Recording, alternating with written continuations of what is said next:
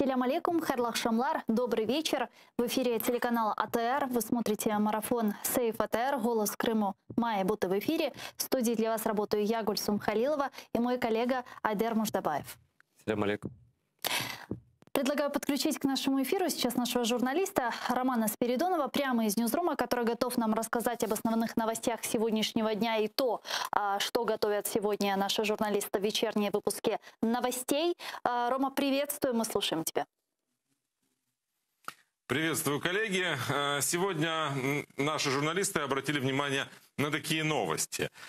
Российские оккупанты готовят судебные иски из-за ущерба, причиненного Крыму водной блокадой. Об этом заявил коллаборант, так называемый спикер Госсовета Крыма Владимир Константинов. Сначала он хочет доказать ущерб в незаконных судах оккупированного полуострова, а потом жаловаться в международные суды.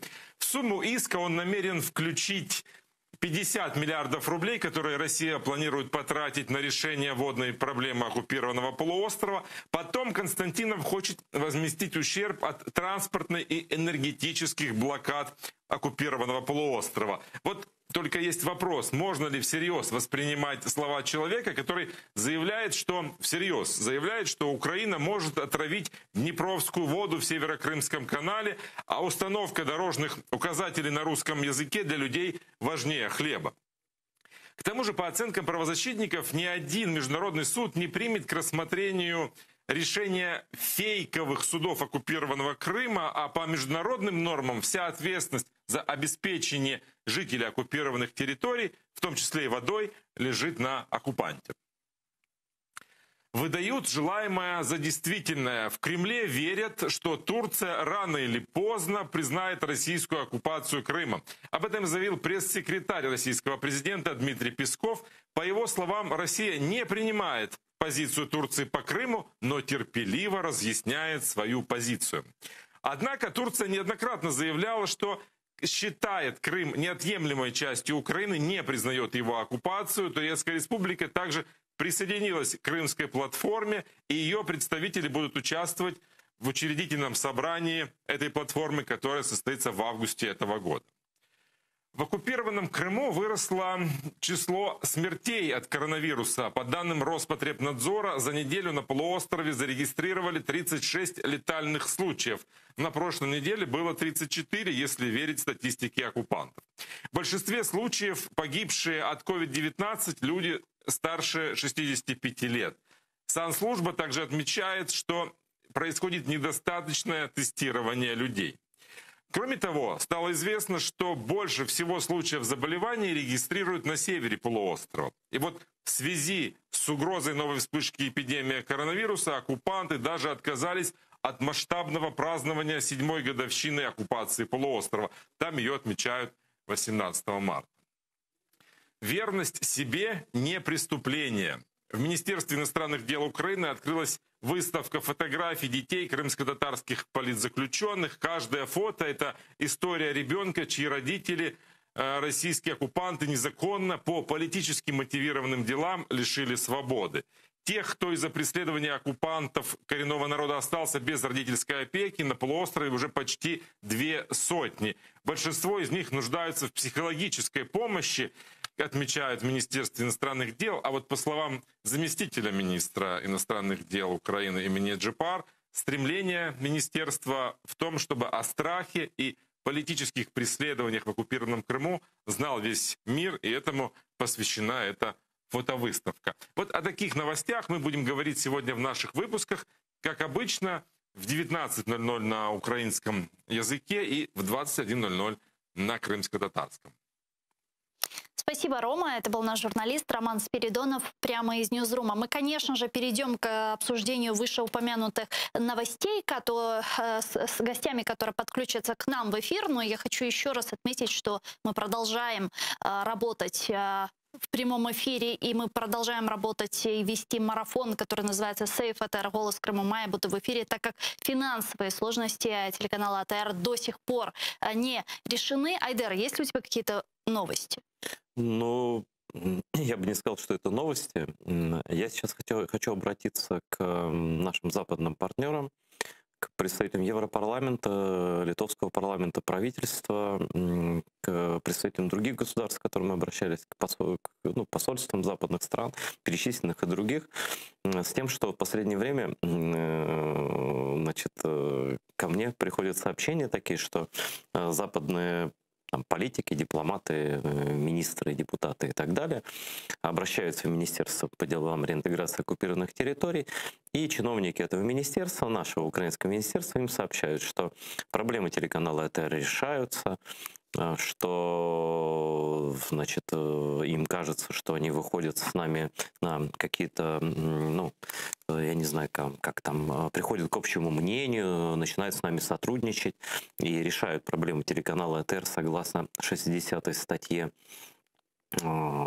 соглашения об ассоциации Украины с ЕС от 11 февраля, в котором указано, что Евросоюз, Европарламент настаивает на создании устойчивого механизма финансовой и технической поддержки телеканала АТР до тех пор, пока он не находится на родине, в Крыму. Да?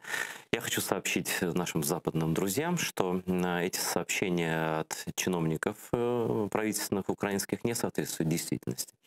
В действительности никто ни с момента резолюции, ни до этого ни разу не интересовался судьбой телеканала АТР.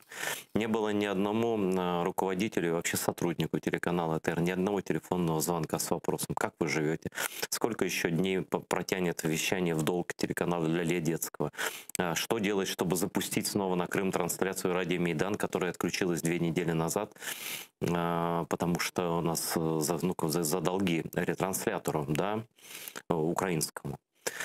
Вот. Никто этим не интересовался. Мы обязательно этот вот кусок моих слов выложим отдельно во всех социальных сетях, чтобы и западные партнеры знали, что, ну, по сути дела, их дезинформируют, а, говоря простым языком, обманывают.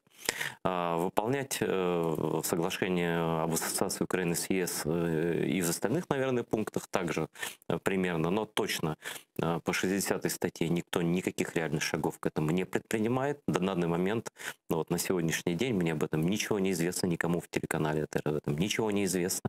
Это пыль в глаза, это имитация деятельности, а на самом деле ее полное в реальности отсутствие. Также хочу сказать чиновникам Министерства по делам реинтеграции временно оккупированных территорий, что так вести себя нехорошо. Нехорошо вводить в заблуждение наших западных партнеров. Мы тоже с ними со всеми на связи.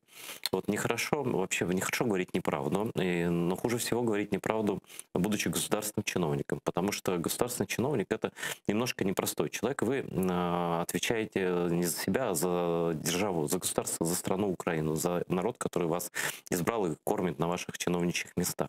Не делайте так больше, или занимайтесь делом, или скажите прямо, что канал крымских татар вам не нужен, и не надо больше врать ни про какую крымскую платформу, что там будет рассматриваться какие-то вопросы на возвращение Крыма. Кому не нужно крымско-татарское телевидение, радио и детский телеканал, тому Крым не нужен определенно, потому что это унижение для нашего народа, это разрыв единственного моста связи с цивилизованным миром, который происходит сейчас на наших глазах всеми усилиями действующих чиновников этого правительства Украины, к сожалению. К сожалению, но все это правда. Вот я отвечаю за все сказанное своей репутацией, и я говорю как есть. Спасибо.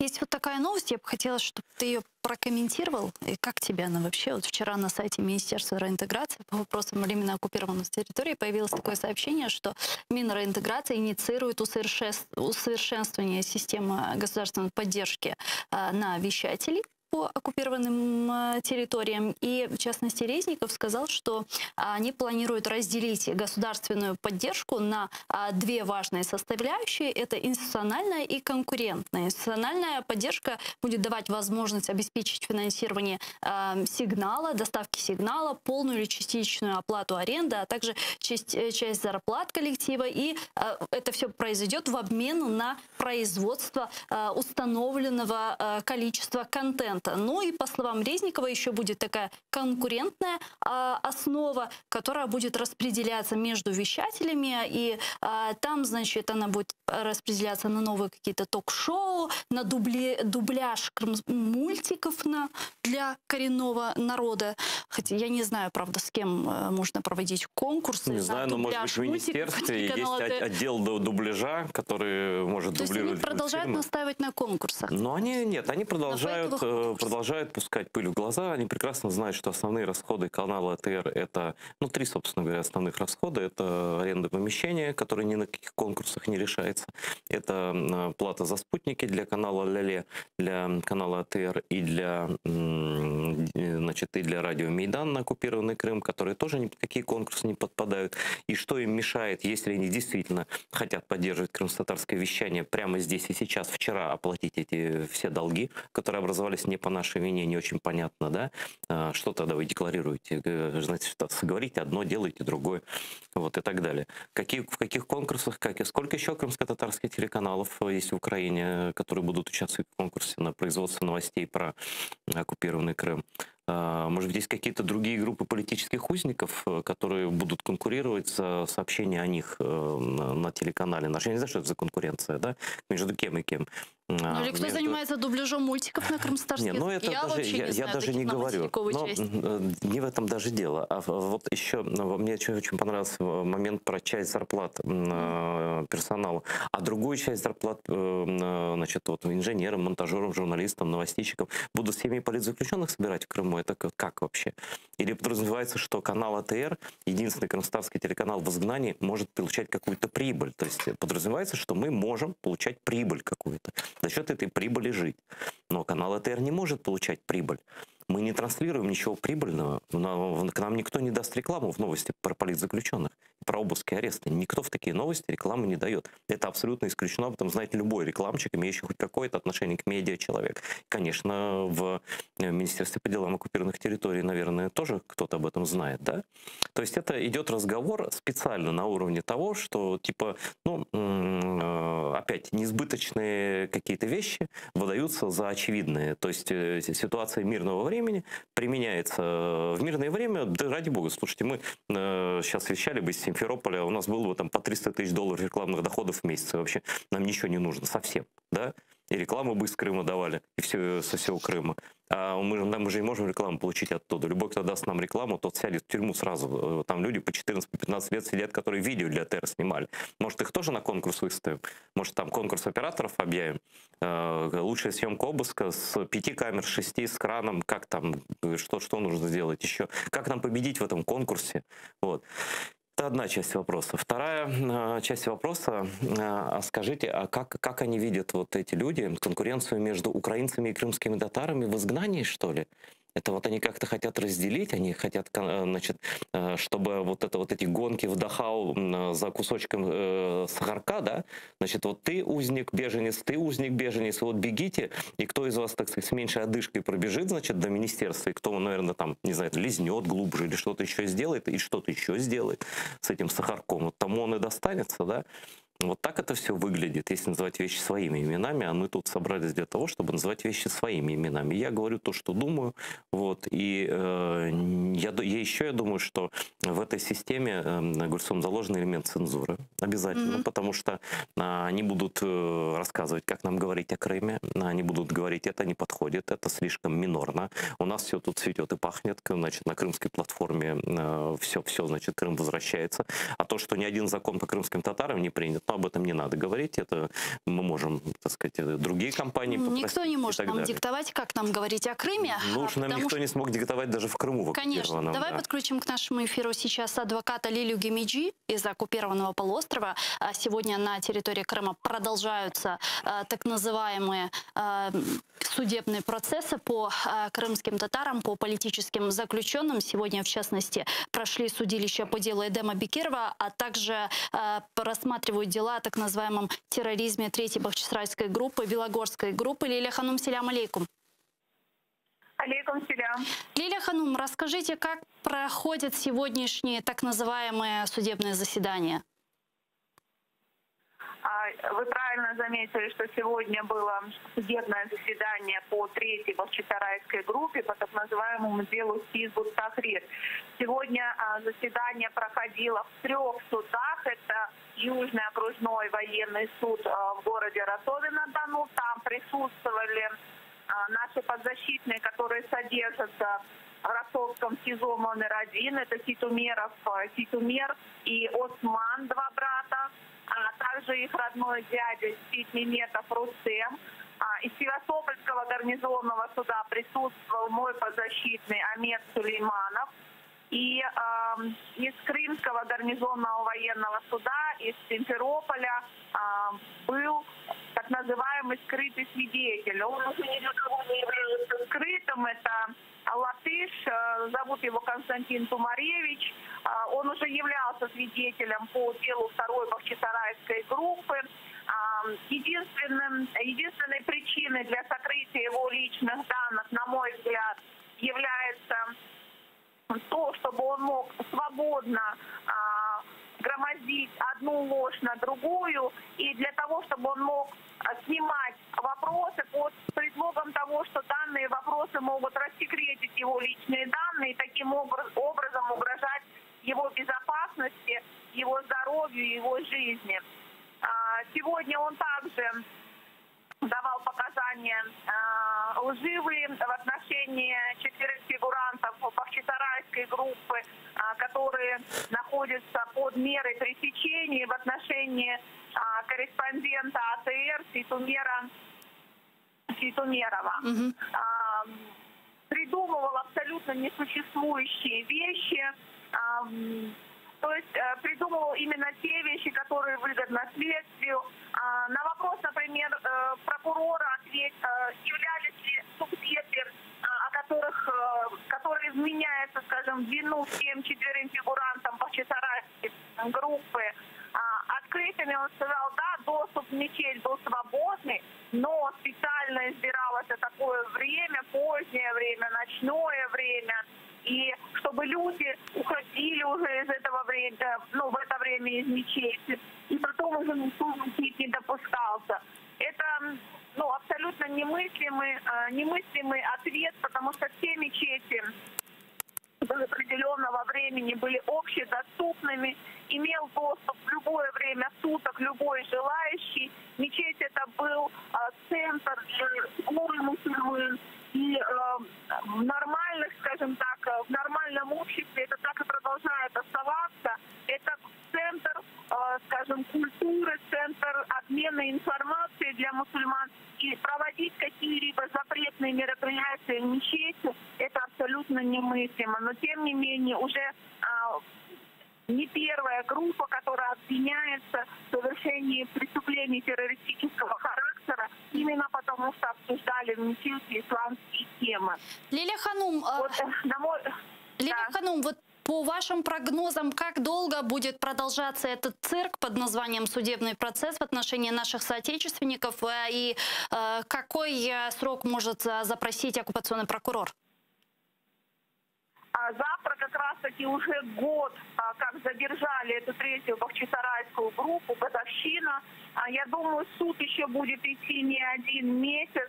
Сроки будут очень жесткими. И учитывая последние тенденции, которые мы видим в продолжающихся процессах над крымскими татарами, помимо колоний строгого режима, прокурор запрашивает первые несколько лет содержания в тюрьме. То есть это еще более жесткие условия, когда продолжают находиться наши подзащитные в ограниченном пространстве. Время прогулок у них всего лишь 1 час. 1 час в день они имеют право подышать каким-то там свежим воздухом, который они могут иметь в этом так называемом дворике, крытом дворике, где осуществляются их прогулки.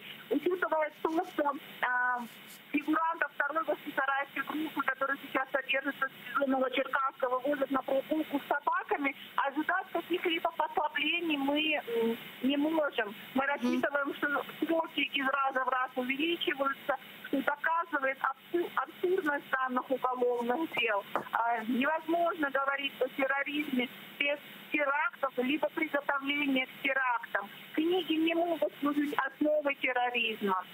Сагулнас. Если вас не устраивает...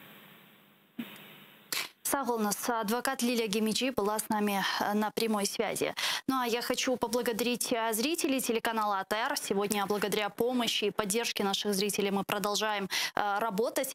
Чох Сагулнас, подписывайтесь на наш YouTube-канал, телеканал АТР большими буквами, латиницей. Там мы выкладываем самые интересные фрагменты из наших эфиров. Там мы вещаем как в онлайн-режиме, так и в записи. Можете смотреть все наши программы. Ну и подписывайтесь на сайт телеканала АТР, atr.ua. Ваша подписка сегодня даст нам возможность продолжать нашу борьбу на нашем информационном фронте за Крым. Ну и на Патреоне есть страничка АТР. Пожалуйста, найдите ее и оформите постоянную поддержку нашей работы напрямую каналу АТР, сколько сочтете нужным. Давайте подключим к нашему эфиру Александра Станчевского, политолога, гражданского активиста, Олексія Станчевского, простите. Пане Олексію, вітаю вас, селям алейкум. Алейкум ассалам. Пане Олексію, финансовые проблемы телеканала АТР до сих пор не решены. Сегодняшнее руководство, в частности Министерство реинтеграции по вопросам оккупированных территорий, игнорирует все наши призывы восстановить помощь, финансовую поддержку телеканала АТР. Нет никакой реакции от президента, от офиса президента, от самого премьер-министра. Игнорируют не только призывы телеканала АТР, сегодня игнорируют и призывы Европейского Союза, Европейского парламента, которая в своей резолюции от 11 февраля, да, если не ошибаюсь, настояла на возобновлении финансирования телеканала АТР. Как вы думаете, почему игнорируются сегодня эти вопросы? Ну, тут есть две основных причины. Первая — это тотальная бюрократизация.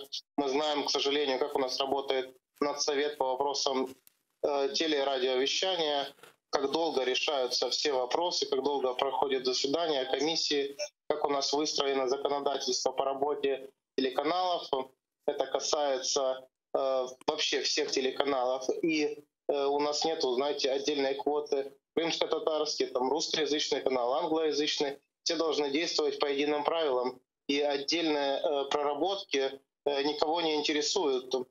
Хотя все-таки, когда мы говорим об избирательности, каким-то образом сейчас же пропагандирует вот этот телеканал «Дом», который должен вещать чисто на русском языке на территории Донбасса, которая является оккупированной.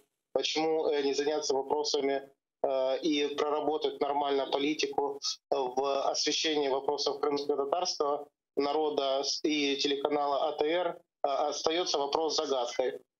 И это, знаете, показывает в целом картинку. Это касается крымско-татарской платформы в целом.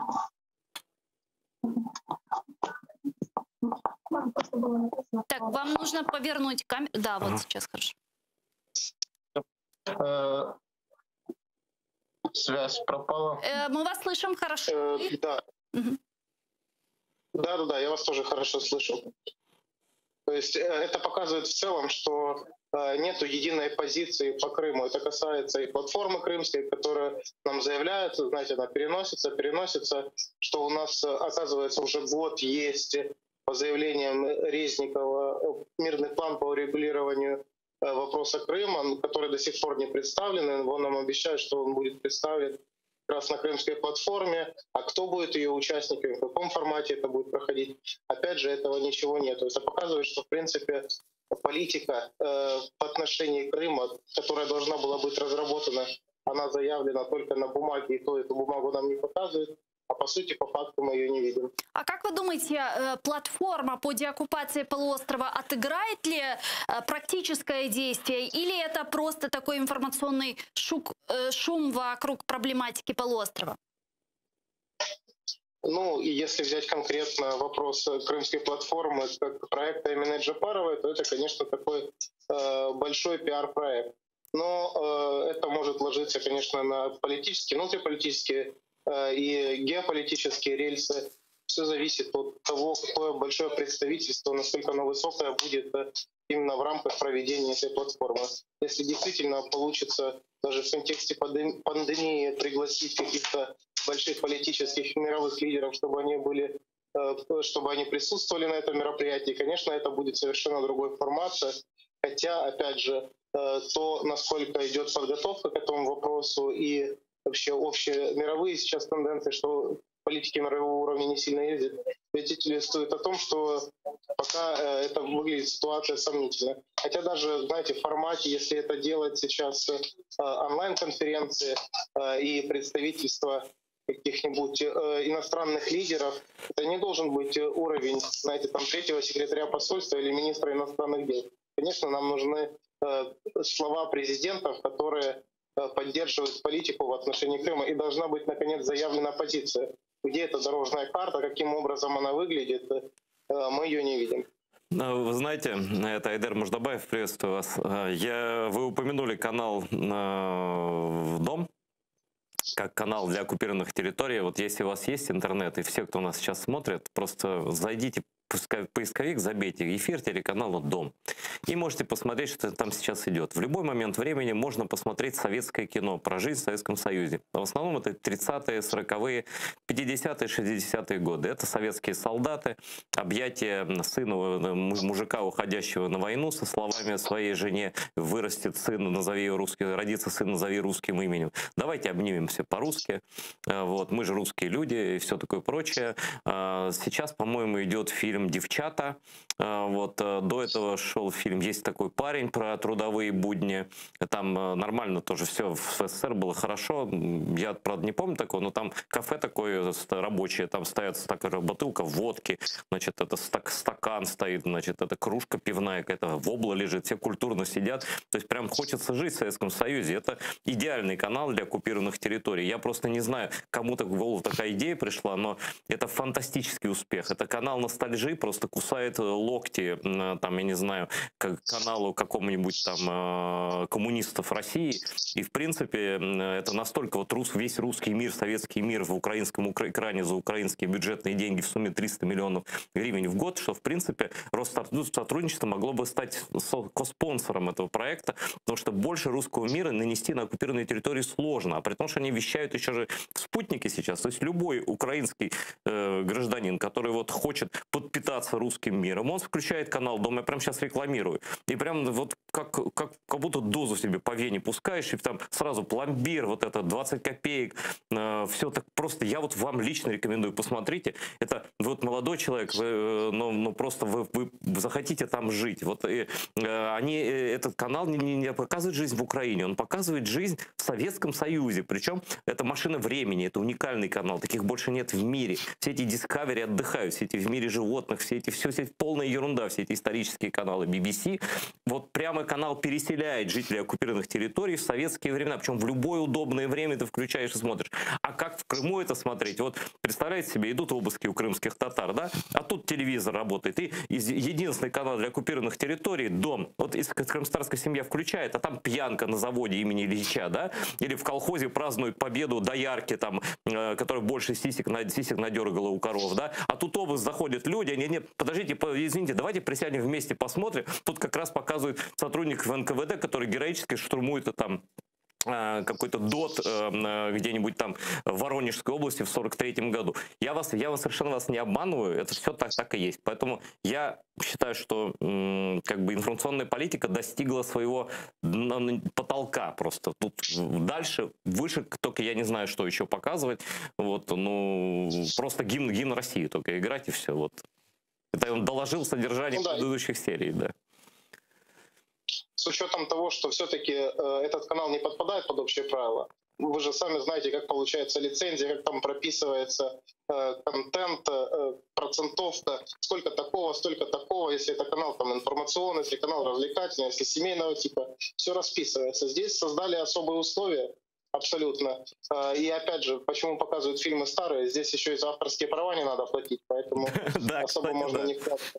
А зачем тогда 300 миллионов-то? Бери с Ютуба, скачивай. Там тем более качество такое, знаете, просто... в принципе, это очень удобно. Вот на самом деле, мы с вами же нормальные люди, так сказать, и особенно, когда вот в трезвые сидим, смотрим до вечера. Мы же не будем с вами искать там фильм «Девчата» или там фильм «Был такой парень». А здесь ты сидишь, И вроде как ты и трезвый, и нормально, вроде как и не хотел, а тебе раз это море разливанное, и пиво с водкой там, и все на столе лежит. Прям, а если представить, что мы с вами в оккупации сидим, то это просто песня. Это прям Украина просто возвращается через канал Министерства реинтеграции. Это просто, я не знаю, какую благодарность даже испытывают жители оккупированных территорий к нашим министерствам и ведомствам за такой канал. Просто огромное человеческое спасибо передаю от политзаключенных Крыма, от пленных Донбасса. Вот без этих советских фильмов, и их, в принципе, можно в тюремных камерах крутить на Донбассе, в Крыму. Там ничего нет украинского, там даже название через «О». Но мы, слава богу, не канал Дон, мы телеканал АТР, первый крымстарский, телеканал коренного народа Крыма. И здесь, в этой студии с нашими гостями, мы говорим о Крыме, мы говорим о проблематике оккупированного полуострова. И я хочу все же вернуть вас, господа, к основным сегодняшним новостям, которые касаются Крыма. А в частности, тема воды остается критической. Там оккупационный глава парламента Крыма Владимир Константинов заявил, что российские власти готовятся подать в отношении Украины иск из-за ущерба, причиненного полуострову водной блокадой после перекрытия Северокрымского канала в 2014 году. Об этом заявил Константинов. Это феерическое заявление. Я предлагаю вместе сейчас послушать его цитату. Мы сначала должны доказать в наших российских судах. Потом дальше будем к международным нормам апеллировать. Наступит момент, когда мы сможем предъявить эти иски в полной мере. Это начало большой претензионной работы, потому что следом у нас энергетическая блокада, транспортная блокада. Это миллиарды, которые мы были вынуждены потратить и еще потратим. Ну и сейчас на нашей странице YouTube я тут вижу сообщение, которое нам присылает. Вот Дмитрий написал: увидел сегодня новость, что Россия собралась судиться с Украиной из-за неподачи воды в Крым. Будут подавать международные суды, обращаться с иском туда. Не прогнутся ли власти Украины, написал Дмитрий. Я отправил на карту телеканала АТР 100 рублей. Спасибо вам большое. Пане Олексію, ответите ли на вопрос? Вы знаете, какой международный арбитраж Приднестровский или Северокавказский подавать, даже сложно себе представить. Потому что все-таки для того, чтобы подавать в суд международный, нужно быть субъектом международного права. А по всем международно-правовым документам Крым является частью территории Украины. Соответственно, этот субъект не может от имени другого юридического лица подавать в международные арбитражные суды вопросы такого плана. Абсолютно. Они просто не будут восприниматься таким образом. Это сегодня же ситуация была по поводу допуска МАГАТЭ на территории отдельных регионов Донецкой и Луганской областей, что нужно допустить специалистов МАГАТЭ на те объекты, где возможны утечки радиации. Там, в частности, затопление одной из шахт в Донецкой области, которая сейчас с территории Украины не контролируется. Украинская сторона обращается к российская сторона заявляет, что обращайтесь к представителям местных администраций, а МАГАТЭ заявляет, что нету таких юридических лиц, условно, нету таких стран, таких государств, и мы никоим образом не можем с ними общаться и сотрудничать. Так и здесь абсолютно никоим образом не может подаваться в никакие международные суды, международные арбитражи. Понятное дело, что это, знаете, грубо говоря, такая жвачка для плебса и легитимизация нелегитимных и нелегальных процессов. Это как в 90-е отжимали предприятия, а потом через суд доводили легальность этого. Вот так сейчас происходит подобная ситуация. Понятное дело, что никоим образом эта судебная волокита, она ни к чему абсолютно не приведет. Пане Олексію, давайте подключим еще к нашей беседе Євгена Глобистова, професора кафедри екології Києво-Могилянської академії, радника голови Кримстарського ресурсного центру. Пане Євгене, салям алейкум, вітаю вас. Алейкум салям. Витаю вас, доброго дня. Пане Евгене, как вы прокомментируете последнее заявление псевдоглавы парламента оккупационного полуострова? Ну, мені важко щось конкретно сказати, бо абсолютно абсурдна позиція, яка виголошується певними діячами з Росії. Вона не має жодної правової чи судової перспективи, тому що, як дуже вірно казав попередній доповідач, пан Олексій, що на сьогодні з точки зору міжнародного права Крим є територією України. Питання стосовно кордону між Україною та Кримом не є питанням міжнародного права. Тому я не бачу жодної перспективи в такому позові. Більше того, як я неодноразово виступав на вашому каналі, навіть технічно подача сьогодні води неможлива до окупованого Криму через стан Північно-Кримського каналу. Ну, тому я не бачу жодної доцільності в такому позові. Ежедневно мы получаем тревожные сообщения с полуострова. Вот только по недавним данным высохло еще 2 важных водохранилища. Почему снегопады не помогли и не спасли ситуацию? Ну, тому що їх було достатньо мало. По-друге, це загальні кліматичні процеси, які почалися не цієї зими, а значно раніше. І по-третє, це абсолютно хижацьке, нераціональне, катастрофічне використання наявних вод Криму виключно для військово-промислового комплексу, а не для цивільного населення. Таким чином, Крим на сьогодні має дійсно проблему з питною водою, але неконтрольоване збільшення населення Криму, абсолютно неконтрольоване в декілька разів збільшення кількості військових та членів їх родин на території Криму, це і призвело до дефіциту водних ресурсів.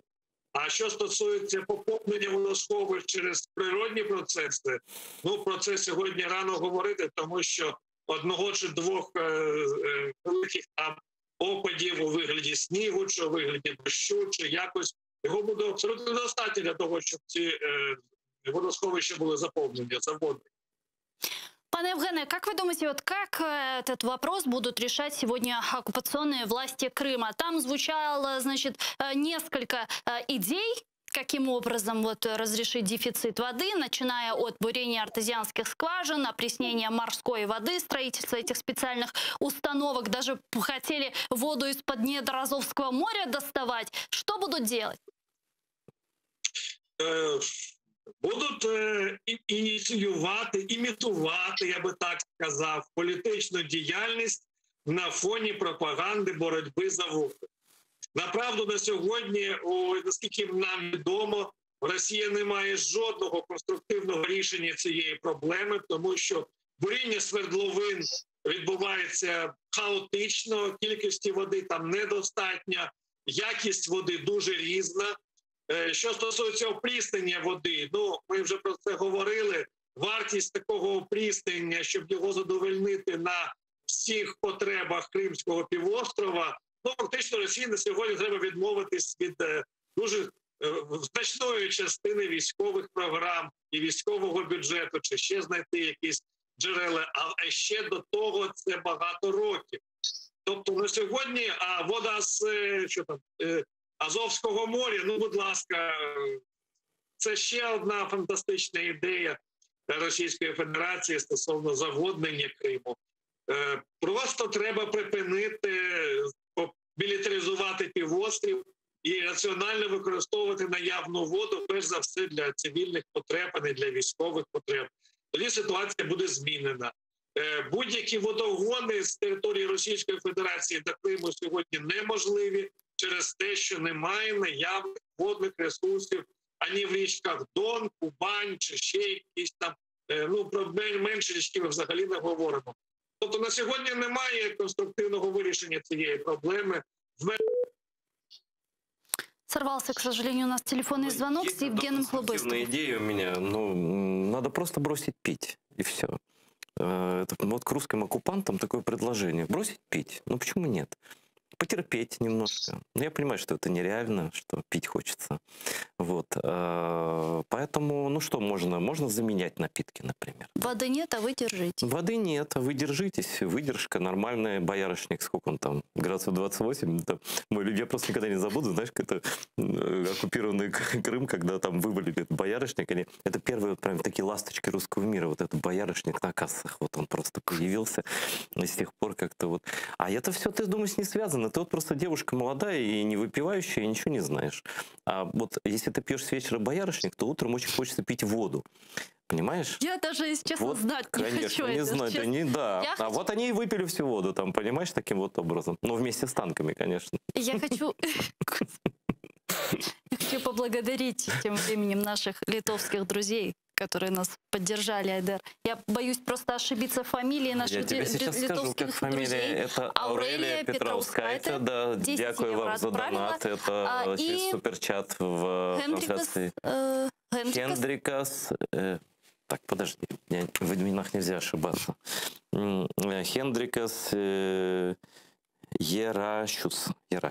Да, отправил 10 евро на карту телеканала АДР. Спасибо вам большое, дуже дякую. Благодарим наших литовских друзей, которые продолжают нас поддерживать и находятся постоянно рядом с нами. Евген Хлобыстов вернулся к нам и готов закончить свою мысль. Пане Евгене.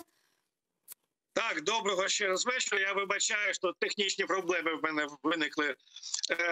Проблема в тому полягає, що сьогодні немає жодного раціональної ідеї, як вирішити проблему водності в Криму. І на сьогодні треба просто скорочувати споживання води з точки зору мілітарних, з позиції мілітарних, військово-мілітарних, пов'язаних з цим формуванням, таке інше. Будь-яка інша ідея сьогодні не життєздатна. І я можу перерахувати всі на сьогодні ідеї, які обговорюються в російському політикумі чи засобах масової інформації. Ну, на жаль, я не бачу в них раціонального нічого. Дякуємо дуже вам, пане Євгене. Чохсагл, у нас Євген Хлобистов був з нами на прямому зв'язку.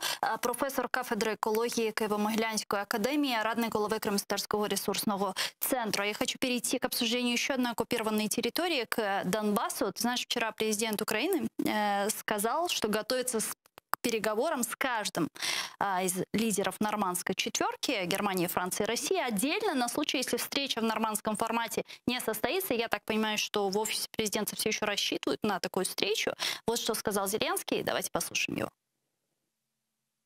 У будь-якому випадку готується нормандська зустріч. Вона повинна бути. Я від себе скажу, я це вже сказав західним партнерам. Якщо не буде зустрічі в нормандському форматі, я знайду формат, коли зустрінуся з кожним лідером нормандської четвірки. Як то кажуть, якщо гора не йде до Магомета, то я зустрінуся з кожним окремо. Пане Олексію, прокомментируйте, пожалуйста, это заявление Зеленского. И не маскируется ли таким образом возможная встреча Зеленского с Путиным? Ну, мы видим официальное заявление, ответ российской стороны, которое прозвучало, и на озвученную идею о том, что у нас есть мирный план, мы готовы работать дальше, готовы встречаться. О том, что впервые об этом слышит российская сторона, ничего об этом не было раньше. Что касается заявлений по встрече, и ранее российская сторона заявляла о том, что нету никаких, так сказать, продумов для того, чтобы эта встреча состоялась. Как обычно любят говорить представители Кремля, домашняя работа не проведена. При этом мы видим, как усилилась противостояние на Донбассе, мы видим обстрелы. Сегодня тоже обстрелы с применением стрелкового оружия и гранатометов. Сколько в последнее время раненых и убитых. 18 раз за эти сутки нарушили режим тишины. Вот. Кроме этого, мы видим, как усилилась борьба, условно говоря, с пятой колонной внутри страны. Это санкции, которые были наложены на информационные каналы, на отдельных физлиц, на Виктора Медведчука и людей из его орбиты, его клиентелу. И мы видим, что это, знаете, винтики одной большой игры. И понятное дело, что все идет к новой встрече. Россия усиливает военное присутствие на Донбассе таким образом, повышая ставки перед следующей встречей. Мы усиливаем свои ставки таким образом, проводя свою политику.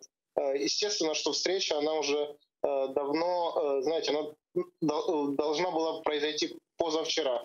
Но в буквальном смысле, в фигуральном, но мы понимаем, что уже давно должны были сесть за стол переговоров, даже если бы эти переговоры ни к чему не привели. Ну, в буквальном смысле встреча должна была состояться спустя 4 месяца после заключенного коммюнике еще в 2019 году. После встречи 4 лидеров в нормандском формате уже прошло больше года, а встречи нет.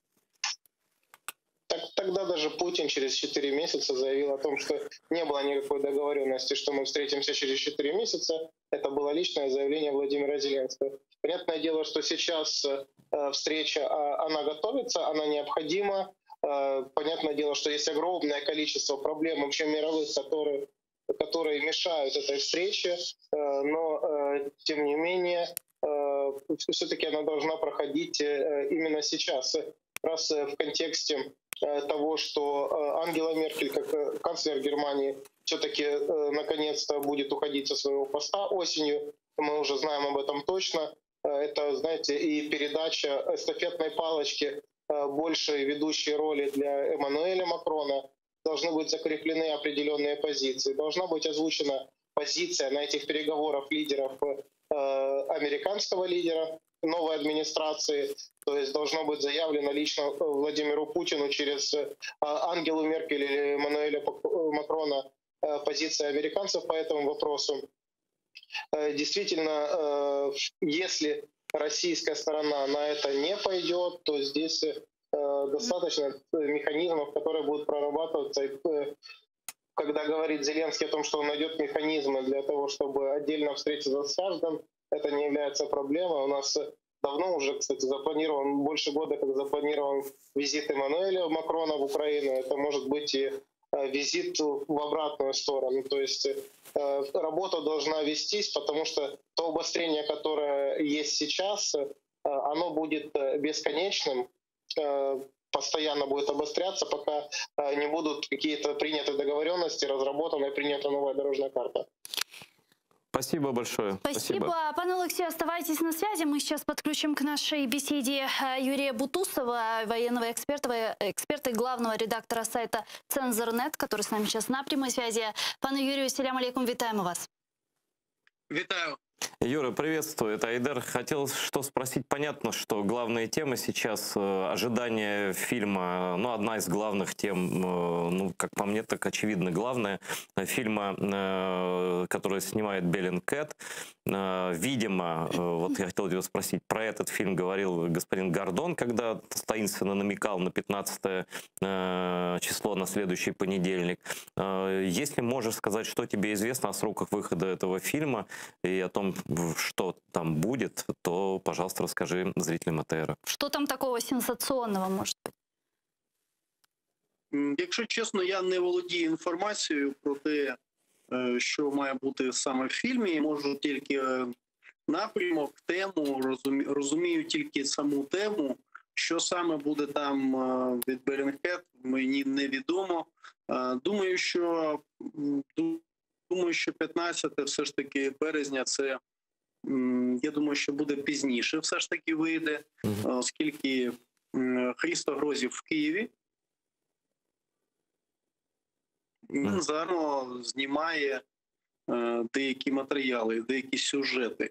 Тому я думаю, що ви як телевізійники розумієте, що потрібен час на обробку цих матеріалів. Тому я думаю, що дійсно найближчим часом це має бути. Що саме там буде, мені важко зараз сказати, я не володію такою інформацією. Ну, ты был первым, кто огласил эту информацию про провал операции с вагнеровцами, выдержал достаточно, ну, скажем так, критики за это, да, что это все неправда, что ничего не было. В итоге, как выясняется, что что-то все на самом деле было, вот, и просто не просто что так Грозев приехал, да, он встречается с кем-то из наших официальных лиц, из нашей разведки. Если тебе известно, он собирает фактуру для как бы окончательного варианта этого фильма. Я правильно понимаю? Да, збираю інформацію. Я знаю, що мало була по домовленості, була зустріч у нього в Офісі президента, але наскільки мені відомо, вона не відбулася. Поки що не відбулася. Ну, подивимося, які будуть результати. Звичайно, що ця ситуація набрала розголосу саме через те, що українська влада тримає абсолютно якусь безвідповідальну позицію в цій справі, намагаючись заперечити інформацію, спростувати, яка насправді мала місце. Тому влада сама себе загнала в абсолютно програшну позицію, намагаючись прикрити цю подію. І це насправді таке дуже неприємно для цієї влади ознака, тому що це означає, що коли операцію зривали, це було зроблено свідомо. І зараз приховують саме через те, щоб якомога далі відтягнути відповідальність за взрыв такой спецоперации. Скажи, пожалуйста, вот уже прошло сколько с момента инаугурации нового президента Соединенных Штатов, да? Уже Байден и с Путиным поговорил. Ну, понятно, это был не разговор друзей, там, мягко скажем, но все-таки он был разговор. Однако Америка, наш стратегический партнер, как мы все заявляем, ну, естественно, вполне, да, лидер западного мира, НАТО и так далее. Однако до сих пор не было разговора с Владимиром Зеленским, Джо Байдена, и ни вице-президент ему не звонила, насколько известно. По крайней мере, нам об этом ничего не известно. Как ты думаешь, связано ли это с тем, что вот в этой так называемом деле вагнеровцев что-то произошло, какая-то утечка, и что в этом деле брали участь и американские, западные спецслужбы, и это как бы им нанесено тоже, ну, такое институциональное унижение на стороне американской? Я не думаю, що тут треба говорити, що там хтось принижений. Я думаю, що це не підходить під опис цієї ситуації. Це просто зірвана спецоперація, співпраця спецслужб. Це нанесло величезні втрати довірі наших партнерів і спецслужб країн НАТО. Але я думаю, що дії Байдена ніяк не пов'язані з цією ситуацією. Я думаю, що є величезний комплекс проблем в стосунках України з Заходом. Проблем з тим, що Україна не суб'єктна у світовій політиці, в неї немає власної стратегії, вона не реалізує якийсь чіткий, зрозумілий шлях, вона не ставить собі цілі, вона не безвідповідально ставиться до своїх міжнародних зобов'язань. Наприклад, подивимось на меморандум МВФ, який наша влада майже повністю зірвала виконання, хоча сама до того сказала, що ми все це зробимо. То, звичайно, є комплекс проблем, і оця слабкість держави, вона не робить спілкування з керівництвом України пріоритетом для Байдена. Байден розуміє, що Україна – це просто такий клубок проблем, за який, в принципі, немає такої потреби дуже швидко братися, бо там все так якось за інерцією буде пливти ще тривалий час. Ну хорошо, а если, я не говорю, что прямо это отдельное дело вагнеровцев является единственным препятствием. Вот какое домашнее задание должна сделать Украина, чтобы с нашей властью начали общаться на высшем уровне? Сколько должно пройти для этого времени, что должно быть сделано? Потому что мы знаем, вот ты сказал про МВФ, там не выполнена куча статей ассоциации с ЕС, да, вот за которые 11 февраля опубликовали, куча не выполнена всего, да, и никуда ничего не двигается. То есть это и дальше будет ситуация подвешена, или она как-то, что-то произойдет? Ну, звичайно, дивіться, деградація може відбуватися необмежений час. Від того, що йде час, державні діячі не стають розумніші і не ухвалюють кращі рішення. Час на це не впливає. Впливає воля застосовувати професіональні навички. Так ось Україні потрібна стратегія, що вона хоче зробити в цьому світі, чого вона прагне, в чому вона співпрацює з нашими союзниками, де вона рухається, що вона виконує, які цілі переслідує. Бо від цілеполягання і від цілепокладання залежить і той шлях, який ми долаємо. А де наш шлях? Що ми хочемо? В нас абсолютно не проставлені цілі. В нас йде імітація як внутрішньої, так і зовнішньої політики. Вимовляються красиві слова, стандарти НАТО, стратегія, але за цими красивими словами, які вже всі чиновники давно вивчили, немає головного змісту, немає свідомості, усвідомлення своїх дій і немає технологічної карти досягнення тих чи інших цілей. Тому говорити на словах – це людська воля, звичайно. А політична воля має складатися з технологій досягнення ресурсів та людей, здатних дати результат. Всього цього держава не будує, інституції в Україні не будуються, навпаки намагаються зруйнувати навіть те невеличке, що вже якось за роки вдалося скласти. Сегодня глава Офиса президента Андрей Ермак заявил, что план мирного урегулирования ситуации на Донбассе уже готов и ждет утверждения с стороны России. Давайте послушаем вместе его цитату. Сьогодні на столі лежить конкретний план мирного врегулювання, запропонований Німеччиною і Францією, доопрацьований Україною, який, як ми вважаємо, відповідає духу Мінська, відповідає нормам міжнародного права. Підкреслюю, план мирний на столі, і ми дуже чекаємо таку ж позицію з боку Російської Федерації. Ну а вот как, собственно, отреагировали в самой России на это заявление. Какой мирный план? Мы не знаем ничего о мирном плане, который предложила Франция и Германия. Первый раз слышу. Это Андрей Руденко был замминистра иностранных дел русский. Что скажете, почему такой дисконнект? Ну, знов-таки, це просто імітація, гра слів. Україна імітує процес перемовин з Росією, а Росія імітує, що хоче підтримувати з Україною дипломатичні стосунки. Ми живемо в світі імітацій. Це все нереальна політика, і дуже прикро, що замість того, щоб вже на 8-му році війни нарешті визначити план дій України у війні з Росією, керівники України обдурюють власний народ. Ці заяви, вони не на Москву розраховані. Вони розраховані на українських громадян, українських виборців, яким Банкова хоче показати, що нібито якийсь є шлях, і вона щось робить і у стосунках з Росією, і що є якісь ініціативи успішні. Це повна імітація. Жодної волі нема у Росії йти на мир. План Єрмака Зеленського на примирення з Росією повністю провалився. Треба це просто чесно визнати.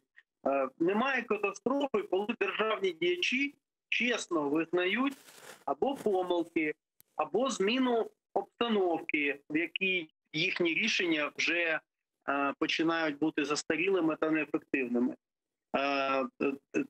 Проблема головна наших державних діячів – це брехня. Бо коли щось вже не діє, продовжують розповідати, ніби воно діє. І, звичайно, цю фальш і ці лицемірство всі бачать. Тому Україна має від цієї імітації та показушної зовнішньої політики переходити до реальної прагматичної політики, не імітованої. Політики з чіткими цілями, яка визначає факти. Перше, Росія не збирається звільняти Донбас і Крим ні за яких умов. Вона впроваджує політику захоплення, приєднання, фактичного приєднання цих територій, включення населення та усіх ресурсів до складу Російської Федерації і експлуатації цих земель так само, як вона це робить в Абхазії, Осетії і Придністров'ї. В Україні реалізовується придністровський сценарій. Звичайно, треба це визнати і визнати шляхи, яким чином ми будемо боротися з Росією, чинити їй ефективну, активну протидію, вимагати створювати їй проблеми, щоб для неї ця війна була обтяжлива, набагато більш обтяжлива, ніж зараз. Щоб Росія зрозуміла, вона має йти на компроміс, не тому, що хтось з Києва її благає, а тому, що іначе їй боляче, і їй це дуже дорого коштує.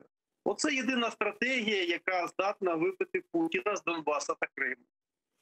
Юрий, последний вопрос, можно коротко даже, просто ты много уже сказал про в целом стратегии, а что про Крымскую платформу? Про нее каждый день говорят наши лидеры, и вот уже дата назначена вроде там в конце лета, да? Вот. Что из этого выйдет, твой прогноз? Да нуль вийде, ви так само побачите повністю імітацію, пусті слова, за якими не буде стояти жодних дій. Немає окремої в Україні, не може бути окремої Кримської платформи, не може бути окремої Донбаської платформи, не може бути окремої Придністровської та Чорноморської платформи. Має бути єдина, чітка зовнішньополітична стратегія у війні з Росією. Єдина військова, єдина інформаційна, єдина економічна. І вони мають усі комплексно взаємодіяти. Поки держава це не визначає, всі ці події, вони мають культурологічне значення, інформаційне обмежено, дуже обмежено. І все. Ну, це просто такі фетіші. Створюються фетіші нібито в якихось рухів. А насправді держава туди не йде. Там, де вона розміщує, проводить ці конференції. Що робиться по Криму? Що змінилося в позиції України за ці 7 років? До чого призведе ця Кримська платформа? Які зміни вона може дати, коли російські окупанти нарощують військову присутність в Криму, нарощують конфронтацію і зміцнюють свої позиції в Криму? А зовсім ніяким чином не бажають йти на діалог, на поступки і все те інше, про що говорять київські державні діячі, зокрема пан Єрмак. Дякуємо дуже. Дякую. Ну тут не можна не погодитися з Юрієм. Дякую, Юрій, за те, що долучився до співбесіди нашої. Журналіст, главний редактор сайту «Цензор.нет» Юрій Бутусов був з нами на прямому зв'язку. Семен Кабакаєв присоединяется к нам по телефону. Давайте его подключим к нам в эфир. Голова громадської організації «Безпека та взаємодія» в Україні, координатор громадянської ініціативи «Стоп терор» з 2014 року. Пане Семене, вітаю вас. Салям алейкум. Алло. Алло, Семене, чи ти тут, чи ні? Алло. Зараз повернувся. Семене, з тобою все нормально? Алло. Що ти зірвався дзвінок? Телефонний дзвінок. Надіюся, що все нормально з Семеном. І зараз ми перетелефонуємо йому. Ян Столтенберг сделал интересное заявление.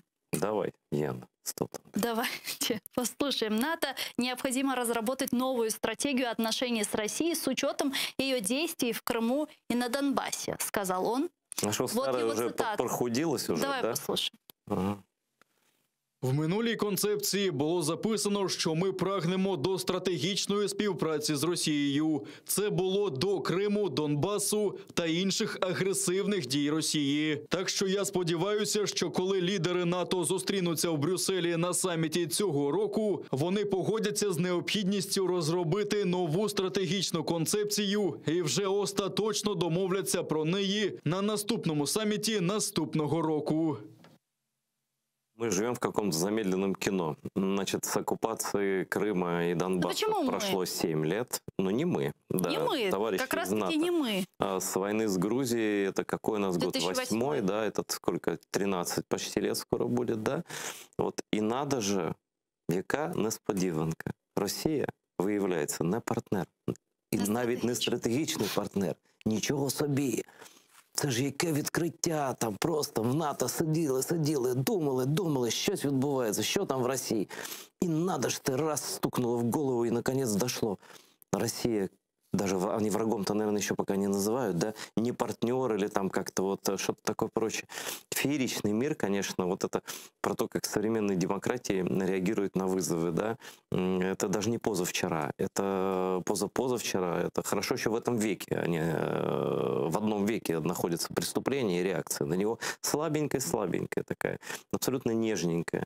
То есть никто не хочет с Россией связываться, ну, не знаю, что дальше будет, посмотрим на Байдена. Что там, Семен появился у нас в эфире? Нет? Вроді появився. Пане Семене, вітаємо вас. Чуєте нас? Так, добрий вечір. Чутно. Якісь перебої зі зв'язком. Добрий вечір. Пане Семене, ну вот относительно заявления Ермака, он сказал, что план мирного урегулирования ситуации на Донбассе уже готов и ждут сейчас утверждения со стороны России, а в России говорят, что никакого плана они не слышали, ничего об этом не знают. И вообще, в принципе, что за план?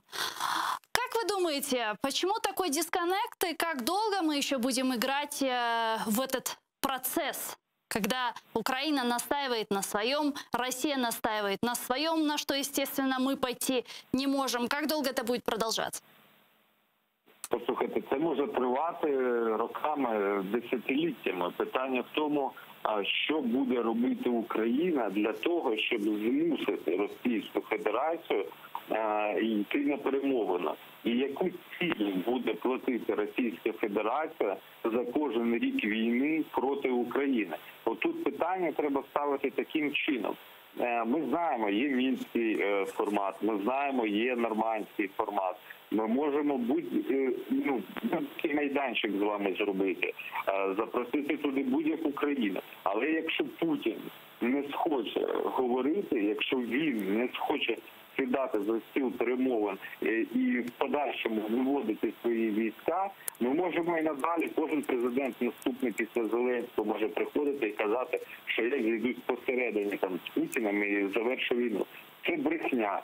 Єдиний спосіб завершити війну дуже швидко – це виконати умови Путіна. Тобто все, що він запропонує, ми виконуємо, і, звичайно, тоді він там виведе війська, але Крим, до речі, він не збирається віддавати. Це я кажу про виведення військ тільки з окупованих територій. І він піде на якісь поступки. Але для українців, для України це неприйнятний сценарій. Тому українська влада і українське суспільство, тиснучи на неї, пояснюючи, повинні випрацьовувати формат, в якому безпосередньо Україна разом з міжнародною коаліцією робить кроки по придушенню Путина на международной арене. А что это за формат и что это за план возможный, который сейчас уже подготовили Украина вместе с Францией и Германией? Послухайте, це все фікція, я вам ще раз скажу. Немає ніякого плану. От ми можемо з вами говорити, розробляти десятки планів. От якщо Путін на них не піде, яка різниця? Як це буде впроваджуватися протягом року, протягом півроку? Це абсолютно неважливо. Що першим буде проводитися? Вибори чи виведення військ? Послухайте, це все інтелектуальна гра, якась, але це неважливо. Є чіткі речі, які артикулює українське суспільство і до яких треба дослухатись. Спочатку виведення військ, потім деокупація цих територій, потім період на відновлення і потім тільки питання виборів. Тільки за таким шляхом ми можемо рухати, щоб звільнити окуповану територію Донецька і Луганська. Чи піде Путін? Я ще раз питаю такий план. Ні, не піде. І він буде далі використовувати Донбас, він буде обстрілювати мирних громадян, він буде вбивати українських військових для того, щоб Європа, Сполучені Штати, Україна виконували всі його забаганки. Але ми не повинні дивитися, що робить Путін. Ми повинні самі для себе випрацювати план, зміцнити Збройні сили, закупити озброєння, готові бути відсіч давати в будь-яку секунду, зміцнити Збройні сили, зміцнити правоохоронну структуру і розвивати співпрацю з НАТО, робити реформу для того, щоб вступити в НАТО, робити реформи для того, щоб вступити в Європейський Союз. Тільки шлях до цивілізованого світу і захист цивілізованого світу врятує Україну. У нас немає іншого шляху. Хай розробляють десятки планів. Але повірте мені, стратегічно ми повинні рухатися не з НАТО, а тактично зміцнювати Збройні сили. Це єдиний план, за рахунок якого виживе Україна і зможе перемогти в цій війні. Якщо ми йдемо іншим шляхом, шляхом домовленості, ставимо вибори перші серед безпекової складової, або говоримо про якісь інформаційні аспекти, там дуже багато чутно від радників з Офісу Президента цих різних слів, то я вас запевняю, ми програємо. Таким планом, планом Володимира Зеленського по домовленості з Путіним, Україна програє. Дякую дуже, пане Семене. Чохсагул, у нас Семен Кабакаєв був з нами на прямому зв'язку. Голова громадської організації «Безпека та взаємодія в Україні», координатор громадянської ініціативи «Стоп террор» з 2014 року. Сегодня такое заявление сделал пресс-секретарь президента России Песков, который сказал, что в Кремле рассчитывают на то, что найдут взаимопонимание с Турцией, и Турция рано или поздно признает оккупацию полуострова и признает Крым как субъект Российской Федерации. Давайте послушаем Пескова. Мы не принимаем позицию Турции по Крыму. Вместе с тем мы терпеливо продолжаем разъяснять нашу позицию. Мы уверены, что рано или поздно наши турецкие коллеги и партнеры поймут правильность и обоснованность позиции Российской Федерации. С нами сейчас на прямой связи Андрій Шкіль, народний депутат України 4, 5, 6 скликання, президент Фонду українсько-європейських ініціатив. Пане Андрію, вітаю вас, салям алейкум. Вітаю, Місун. Все найкраще. Вітаю, да. Салям алейкум. Вот как вы прокомментируете это заявление Пескова? С чего бы это? Він завжди любить коментувати події навколо Туреччини. Він знає турецьку мову, він вважає себе фахівцем з тюркомовно-турецького світу, Туреччини, зокрема. І тому він коментує, отак от бере і робить коментарі. Я думаю, що підстав Туреччина для цього не потрібно давати, і жодних підстав я не бачив. І не читав ніде, щоб були якісь, скажімо, формальні зачіпки для того, щоб зробити відповідну заяву. Але коли говорити про те, чи буде визнавати цивілізований світ, до котрого, звісно, належить Туреччина, окупацію однієї країни іншою, звісно, що ні. І розраховувати на те, що референдум, проведений під багнетами зелених чоловічків в Криму, визнає цивілізований світ, також не вартує на це сподіватися. І усі свої можливі дієві засоби світ буде застосовувати. Тому що, дивіться, є тільки два способи розв'язання ситуації в Україні, тобто стосовно окупації окремих територій України, Криму і Донбасу. Це силовий і дипломатичний. Дипломатично це зрозуміло, домовлятися, погоджуюсь з попереднім доповідачем, домовлятися з Кремлем щодо того, аби деокупувати Крим і Донбас, і урегулювати стосунки між двома державами, не доводиться. Не це було інтересом Кремля. Кремль хоче мати стосунки спеціальні з Україною, або вона усім складом повністю із Кримом і Донбасом входить як мінімум в територію впливу Росії, а як максимум взагалі стає частиною Росії.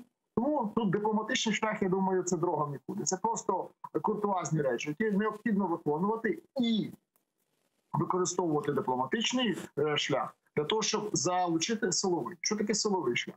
Силовий шлях включає в себе також кілька напрямків. Перший, головний – це тиск економічний на Росію. Якби не, скажімо так, підскакували забористи, підскакували в Кремлі з приводу того, що санкції заслаблі, вони надто точкові, вони не діють. Хто такі ці люди, проти котрих застосовані санкції?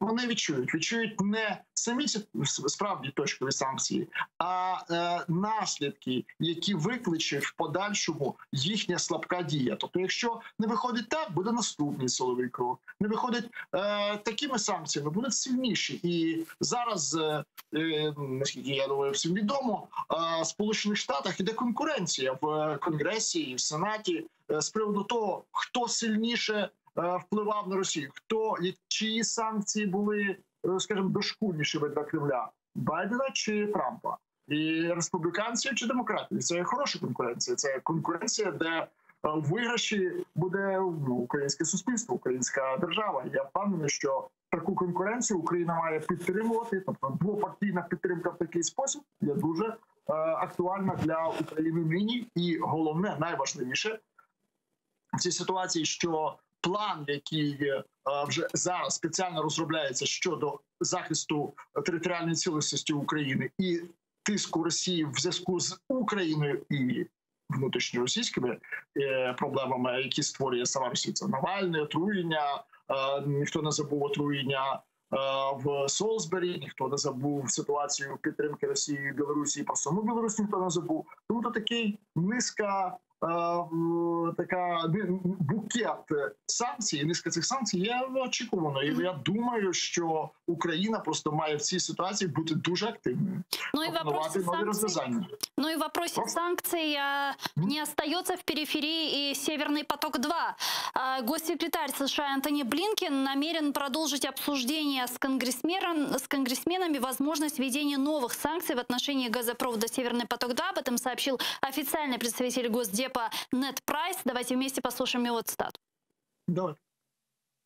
Президент Байден назвав це поганою угодою, що розділяє Європу. У держсекретаря впевнений, завтра буде можливість продовжити обговорення цього питання з законодавцями. Він цінує їх розуміння питання і зворотний зв'язок з цієї та з усіх інших проблем, з якими ми стикаємося. Дожмут ли американцы Северный поток-2, как думаете? Дожмуть, звичайно. От дивіться, я вам просто, короткий приклад. Тут з Кримом ми розуміємо, що таке вино. Що таке вино для Франції, правда? Це важливий, туризм, вино дуже важливий. І що робить Трамп свого часу? Після того, як французька держава обклала окремим податком крупні компанії, Facebook, Amazon і інші, вони вводять зустрічні санкції, вводять 25% націнки на кожну французьку пляшку вина, яка буде приходити з Франції до Сполучених Штатів. Помінялася влада. Нічого не змінилося. 25%. Це дуже висока націнка на такі продукти, як вино. Така сама буде картина із Північним потоком. Так помінялися президенти. Так помінялися слова, якими звертаються до Німеччини президенти Сполучених Штатів. Трамп у своєму стилі хамив, запевняв всіх, що ніколи нічого не пройде, як я сказав, я відрубав, так і буде.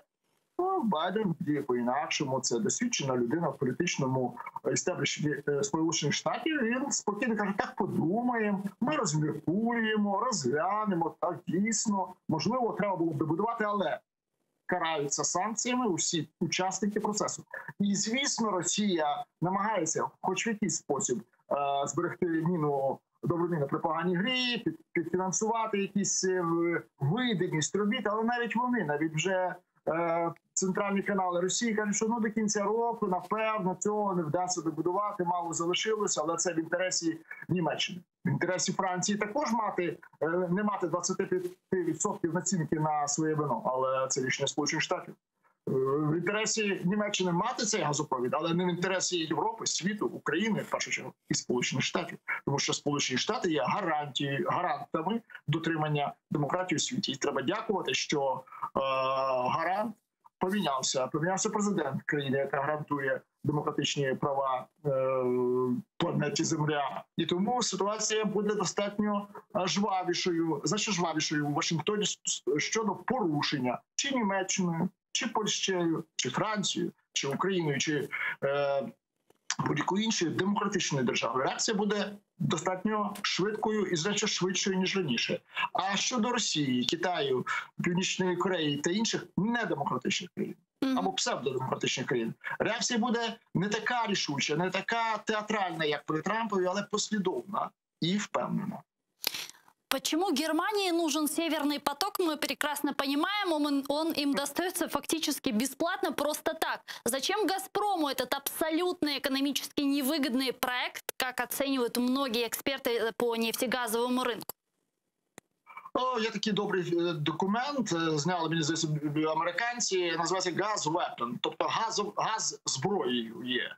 Газова зброя для Росії – це не пістолет, яким колись використовується в самозахисту, метою самозахисту. А швидше всього, звичайно, така ж сама зброя, якою було часом вбито Бандеру. Якщо ми пам'ятаємо, то також газ, тільки цяністий. Тут в даній ситуації Росія використовує газ пропан-бутан, тобто інший систему газу, але від цього не змінюється її бажання, тобто Росії, використовувати газ як засіб зброї, як впливу засіб. І тому «Газпром» не буде дивитися на втрати. Тут у них задача взагалі по другій ниці цього Nord Stream вийти на хоча б невеликі червоні цифри. Про прибутки там мова не ведеться. Ведеться мова про політичний вплив. Газ – це політичний вплив. Добре, що міняється порядок денний в Європі і в світі щодо спалювального палива, щодо вуглеводнів взагалі, але тим не менше газ лишається привабливою системою опалення помешкань,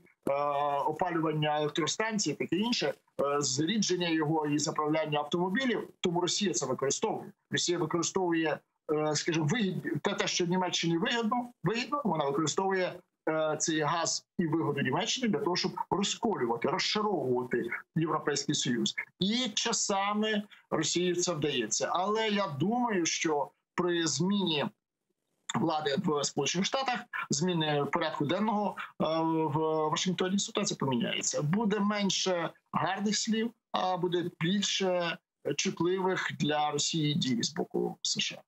Дякуємо дуже, пане Андрію. Чуксаг, у нас політичний аналітик, України 4, 5 та 6 скликання. Андрій Шкіль був з нами на прямому зв'язку. Чуксаг у нас. Ну а мы завершаем этот блок.